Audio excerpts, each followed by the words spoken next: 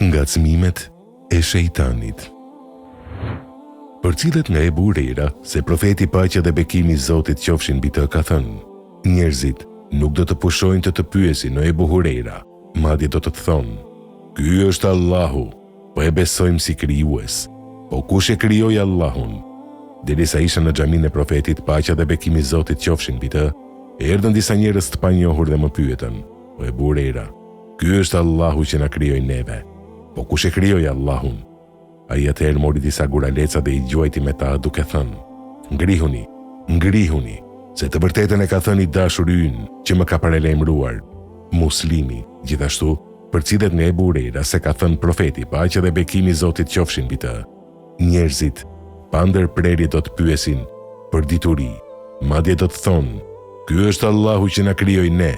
E kush e krijoi Allahun? Ka thënë ai, Ebu Hurajra, e mori për dorë një njeri dhe i tha: të vërtetën e ka thënë Allahu dhe i dërguari i tij se kështu më ka pyetur një njeri e ky është i dyti.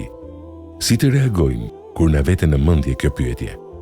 Aisha përcjell se profeti paqja dhe bekimi i Zotit qofshin mbi të ka thënë: dikujt prej jush i vjen shejtani dhe e pyet: kush të krijoi ty?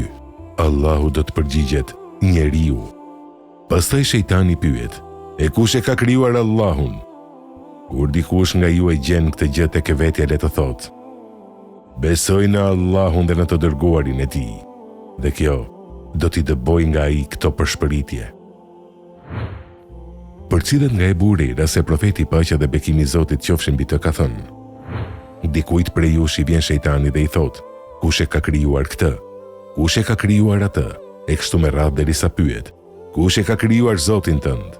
Kur të vijë ai deri te kjo pyetje, njeriu le të kërkojë mbrojtje nga Allahu dhe le ta ndërpres. Buhariu tek përcjellja e Abu Daudit dhe Nesaiu të thotë deri në fund surën Ikhlas dhe pastaj të përshtyj 3 herë në anën e majt dhe kërkoni mbrojtje. Allahu do të mbrojë nga cytjet e shejtanit.